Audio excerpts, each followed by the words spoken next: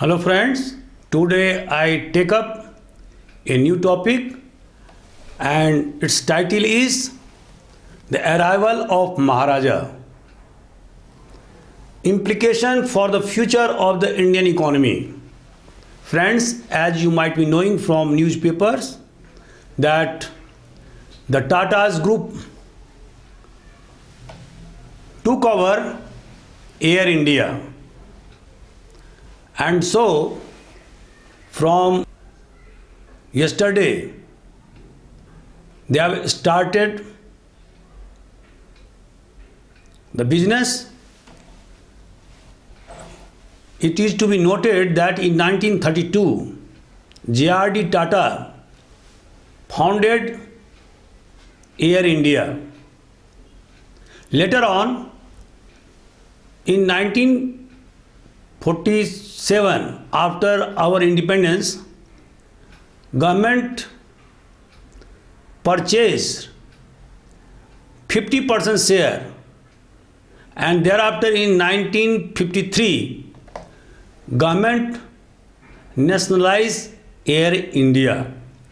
So after a gap of 69 years, again Air India went to Tata's group. This is a homecoming affairs. So now my lesson plan includes why is it in the news, and I have already narrated you. Secondly, why was Air India sold? Number 3, why was disinvestment policy adopted by the government of India? Objectives of disinvestment, classification of public sector enterprises, privatization of profit making public enterprises, our viewpoint, finally solution, and lastly conclusion. So we'll cover today this topic under these headings. So friends, if you like my channel, please share and subscribe. Just write AJIS Academy on YouTube and you will find numerous videos very much beneficial for those students who are preparing for competitive examinations, and also for general public who want to know more about Indian history, Indian economy, Indian constitution, Indian geography, mathematics, logical reasoning, general science, everything, all subject matters have been included in our videos, in our channel. So please share and subscribe. Now let us start the proceedings. Friends, as you know, why is it in the news? And I have already narrated that on 27th January, Tata Group took over Air India and it was purchased at the cost of 18,000 crore rupees.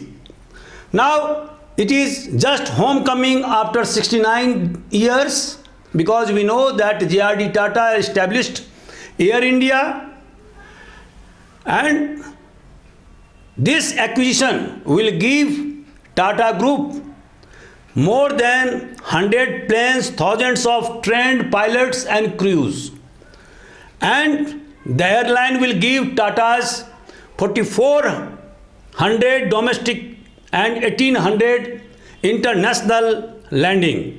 Will also give 900 slots at airport overseas. So all existing employees will be retained, and the total number of employees were around 12,085 employees, and they will be retained. Nobody will be retrenched for 1 year. And the transaction doesn't include the non-core assets like building, lands.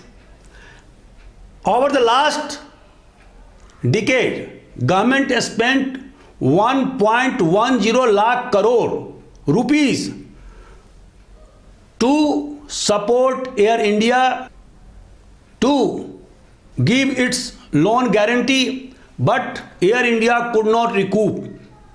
And since 2007, it is making losses. In 2007, Air India was merged with the domestic carrier Indian Airlines to reduce losses. Since 2009-10, the government spent, as I have already told you, 1.1 lakh crore rupees, but in spite of the pumping this huge money of the taxpayers, Air India could not revive. And so, government decided to sell off. Air India had debt to the tune of 61,562 crore rupees. It was incurring loss 20 crore per day, and the asset left with the government, such as building, which will likely generate to the tune of 14,718 crore, and that will still leave the government with the debt of 28,844 crores to pay back.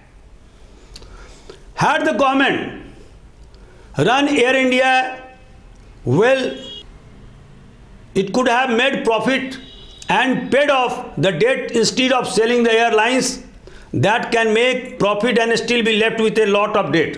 And so, when Indigo is being run on profit, major airlines of the world like Lufthansa of Germany or Great Britain, Singapore, all these airlines are making profit. Why is that only Air India incurred this huge amount of losses? Accountability should have been established and curative action should have been taken in time.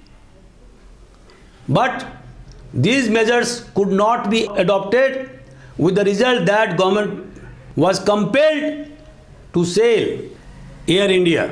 So now we switch over to another heading. Why was the disinvestment policy adopted by the government? Friends, as you know that after 1991, when the government of India adopted the policy of LPG, liberalization, privatization, and globalization, because of the rise in inflation, because of the unfavorable balance of trade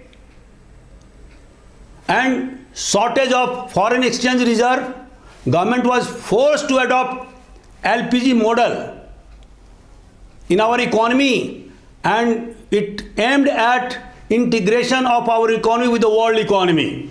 Now what we see that after that government started the disinvestment policy, and in 1999 government created a department that was called Disinvestment Department. Now this department is now under Finance Department, and its name has been changed to Investment and Public Asset Management Department. So what we see that PSU lost half of the efficiency in the last 10 years. What we see that in financial year 2009 it was 24%, more than 25%, I mean 25%, 26%, and then came down in financial year 2018 to 14.21%. So we see that how public sector units, enterprises are incurring regular losses, and this graph is itself clear. So second is the releasing of large amount of public resources locked in the non-strategic PSCs for deployment in areas like social sector, in education, in health, in family welfare program, economic, to create economic infrastructure. So government wanted these locked up money in the non-strategic PSCs to be diverted for the benefit of masses, for the welfare of the people. Thirdly, stemming further outflow of these scarce public resources for sustaining the unviable non-strategic PSCs, transferring the commercial risk to the private sector, where your private sector is willing and able to step in. And finally, releasing large manpower locked in the public sector enterprises to be released and to be used in another field. So, objective of disinvestment. Friends, as you know that disinvestment means it is opposite of investment. We invest money to purchase land, houses, share, debenture, mutual funds, ornaments, bullions, and the opposite will be disinvestment. What does this mean? It means we sell these items like land, building, debentures, mutual fund,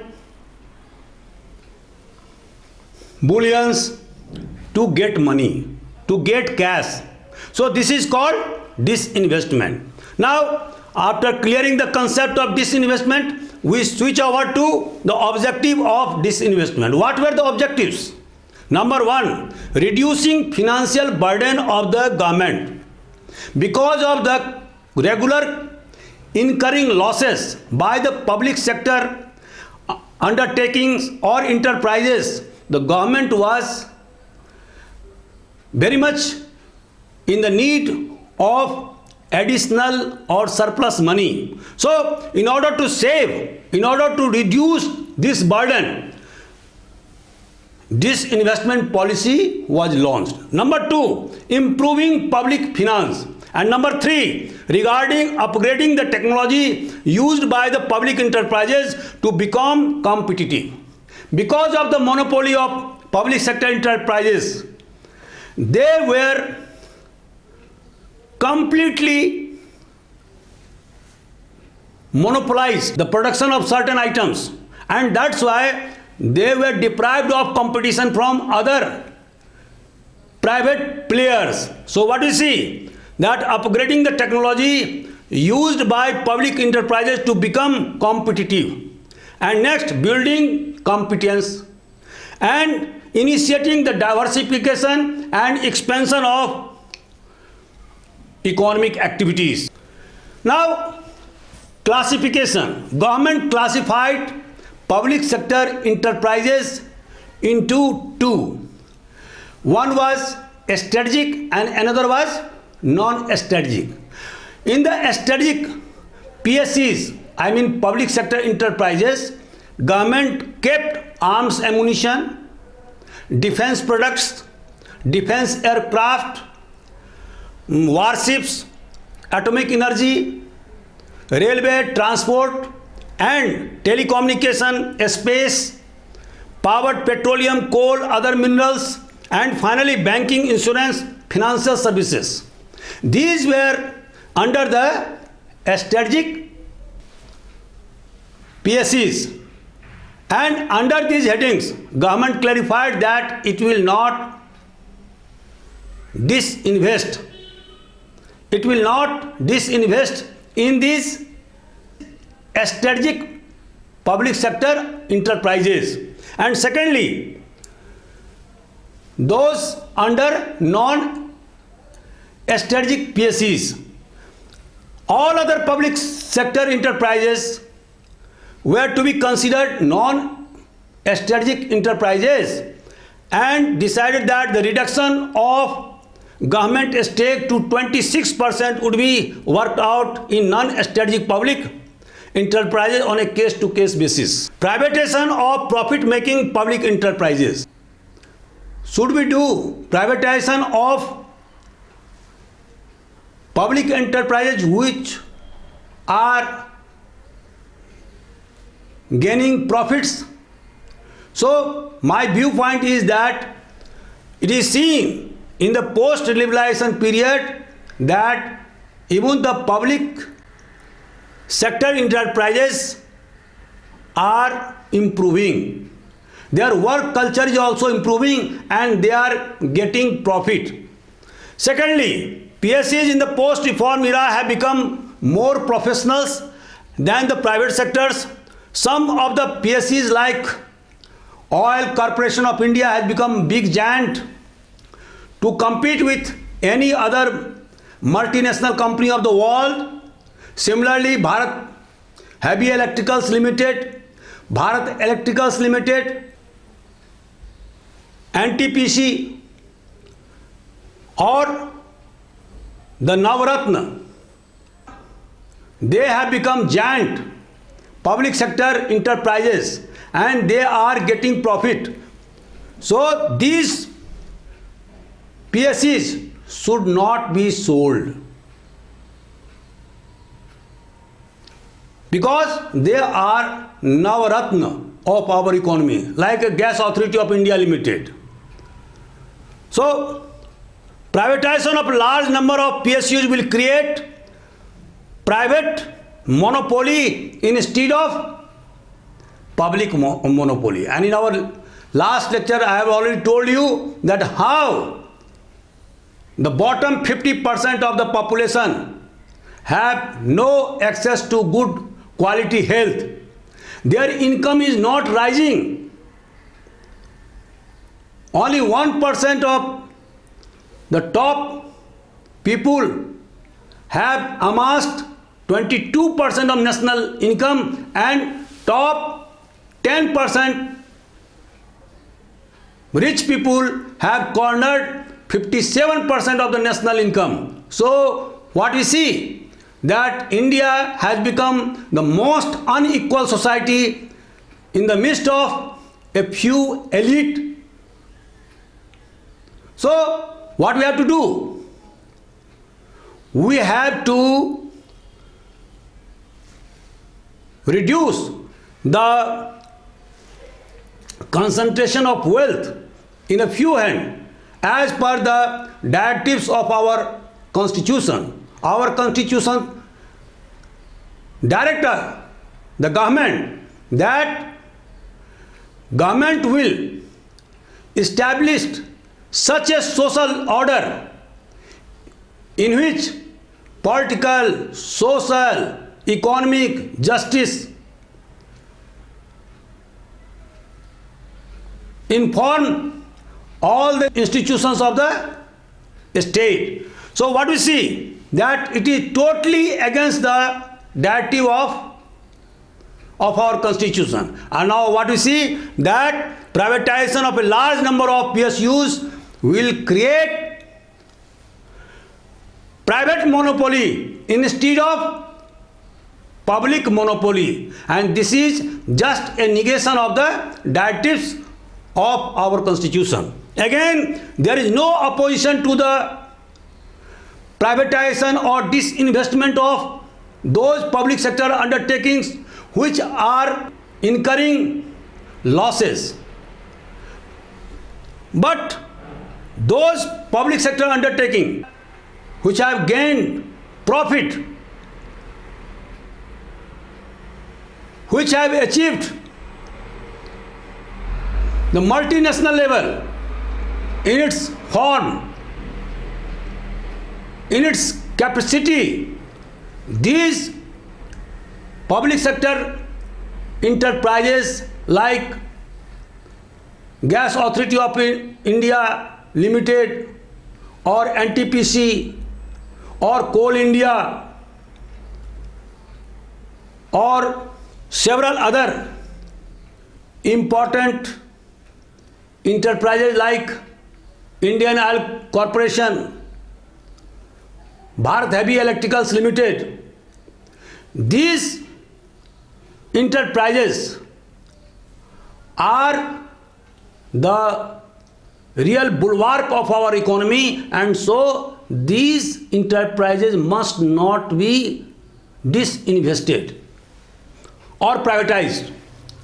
Now this data will show how much Government of India pumped money into the public sector enterprises since the beginning of our planning. Now what you see, in 1951 there were only 5 units and it was created with a capital of 29 crore rupees. Now what you see, in 2012 more than 200 public sector enterprises were created at the cost of 5,79,920 crore rupees. So we see that with the passage of time, the number of public sector enterprises increased by leaps and bounds. There were certain areas which did not require the use of public sector undertaking. So these public sector undertakings or units must be scrapped, must be privatized, or must be disinvested because they are incurring losses. But those public sector enterprises which are getting profit, they must not be privatized. Now what we see, the ambitious disinvestment target for financial year 2021 in 14-15, the target was 37,737 and the target achieved 31,692 crore. And similarly what you see in 2020-21, the target was 2,10,000 crore rupees and the target was achieved only 65,747. So after seeing this graph, conclude that Government of India never achieved the target. Why? In this year 2021-22, Government of India set the target of getting 1,75,000 crore rupees by way of disinvestment, and Government of India thinks that by issuing IPO in LIC, Life Insurance of India, and Bharat Petroleum Corporation Limited, BPCL, Government of India will mop up more than 1,75,000 crore rupees. So let us see. But what we see from this data, that Government of India never achieved the set target. Why? Because number one, there was no favorable climate for disinvestment. Number two, the private players did not show or evince interest in purchasing the share. Thirdly, there was a stiff resistance or opposition from trade unions. So all these factors combined together made the target not achievable in those years. Since India is a developing country, the role of public sector in generating employment opportunities cannot be minimized. Promoting balanced regional growth, encouraging development of small scale industries and ancillary industries, promoting rapid economic development, redistribution of income and wealth, promoting export and import substitution, shortcomings of the public sector. So what we see, that all these objectives were laid down for public sector. When our country became independent and we started the planning process, the planners wanted public sector to achieve the commanding height of the economy, it should help in raising the infrastructure in the country to increase the economic development, to promote balanced regional growth, to promote export, and to substitute import. And these were the important objectives which were laid down for public sector. But friends, as you know, that public sector did not come to the expectations of our planners, and that's why in 1991 government had to take recourse of LPG model in our economy, whereby the role of public sector was reduced. But it is to be noted that shortcomings of the public sector should be addressed to. Instead of reducing the role of public sector in our economy, its shortcomings like underutilization of its resources, overcapitalization, means the input-output ratio, the adverse input-output ratio must be addressed to. Management has to become efficient, and the mounting losses has to be reversed, so that the delays in completion of the project in public sector should be addressed to. Similarly, irrational price policy can be addressed in order to raise resources and encourage wider public participation. A part of the government share in the public sector should be offered to mutual fund, different financial institutions, workers. So these are the methods by which public sectors and its efficiency can be increased, can be enhanced. So instead of weakening the fabric of public sector, it would be fitness for the Indian economy to give importance to public sector. However, those public sector enterprises which are incurring losses on constant basis, they must be privatized or disinvested. Conclusion. What conclusion we draw from this lecture? Friends, we know that public sector enterprises were created to achieve the commanding height of the economy.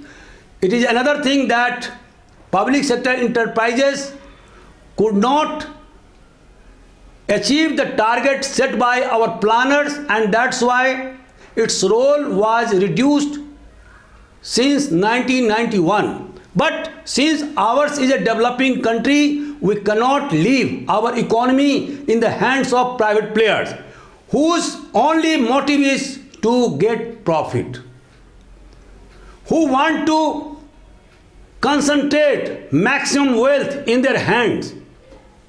And I have already told you about how they have become so much, they have so much amassed wealth in the midst of the large scale poverty in India. So, public sector cannot be wished away. It will have to play the role of creating infrastructure in the country to make our social sector, economic sector better. Because private sector cannot be relied too much upon, because they are least interested in investing in infrastructure or those projects which takes longer gestation period, where the initial profit is zero. So what we see, that privatization is not a panacea to solve the malpractices in PSUs. PSUs can be made efficient by making them accountable, by giving them autonomy so that they can make quick decision. In spite of the sell-off of the Air India, what we have found, that government has still to bear the cost of 28,844 crore rupees as debt. And so, moreover, the private players are only interested in purchasing those PSUs who are making profit. They are least interested in those PSUs which are incurring losses. Since the public sector units have been created by the hard work of our experts, by the toils of our labor, thousands of labor, and by the public revenue gathered from the people as tax. So, PSUs must not be dismantled indiscriminately. So, friends, I have covered all the important headings under this topic. If you like this lecture, please share and subscribe. Please tell your friend that this is a free channel. Please just write down AGIS Academy on YouTube and open the playlist. You will find numerous videos very much beneficial for different type of competitive examinations. Thank you very much.